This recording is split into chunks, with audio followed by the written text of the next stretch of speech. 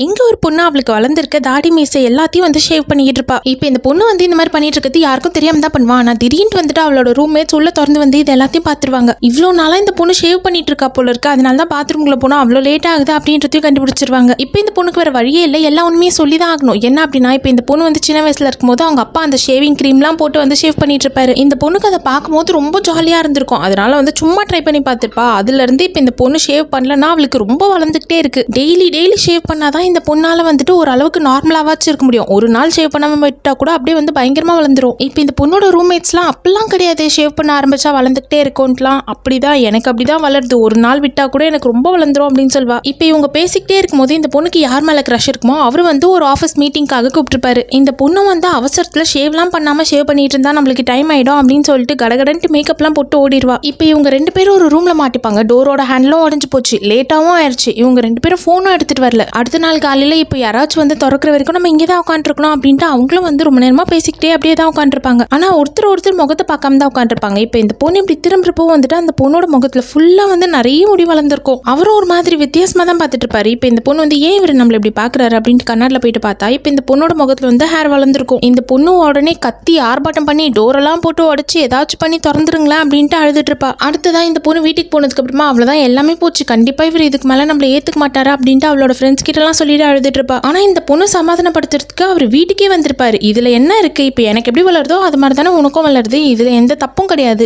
இப்போ நான் ஷேவ் பண்ற மாதிரி நீ ஷேவ் பண்ணிக்கோ அப்படின்னு சொல்வாரு. இது ஒரு பிரச்சனையாவே எடுத்துக்காம அவரும் ரொம்ப கேஷுவலாவே தான் இருப்பாரு. அடுத்த நாள் இந்த பொண்ணு வந்துட்டு அவரை மீட் பண்ணலாம் அப்படின்ட்டு போயிருப்பா. பார்த்தா இப்போ அவர் வந்து அங்க உட்காந்துட்டு அவரோட மூக்க கிளீன் பண்ணிட்டு இருப்பாரு. இந்த பொண்ணு இவருக்காக சமைச்சு எடுத்துட்டு வந்திருப்பா. அதை வந்து அதே கையாலேயே எடுத்து சாப்பிடுவாரு. பப்ளிக் பிளேஸ்ல இந்த மாதிரி பண்ணது மட்டும் இல்லாம அதே கையிலேயே எடுத்து சாப்பிடுறாரு அப்படின்ட்டு இந்த பொண்ணுக்கு வாந்தியே வந்துடும். அதே கையோடய எடுத்து வேற இந்த பொண்ணுக்கு ஊட்டுறாரு. வேற வழியே இல்லை. இப்போ இந்த பொண்ணு வந்துட்டு அதை வாயில வாங்கிக்கிட்டு அவர் இப்படி திரும்பின உடனே துப்பிடுவா. இன்னைக்கு ரொம்ப கியூட்டா இருக்கு அப்படின்ட்டு அந்த பொண்ணோட முகத்தை போட்டு நல்லா கிள்ளிக்கிட்டே இருப்பாரு. இப்போ இந்த பொண்ணு வந்து இவர் முன்னாடி ரொம்ப கம்ஃபர்டபுள் ஆகிட்டா, அவரும் வந்து இந்த பொண்ணு முன்னாடி ரொம்ப கம்ஃபர்டபுள் ஆகிட்டாரு. அதனால இந்த மேனர்ஸ் அதெல்லாம் எதுவுமே பார்க்கல, எப்பவும் போல ரொம்ப கேஷுவலா ரொம்ப நார்மலாவே நடந்துக்கிறாரு.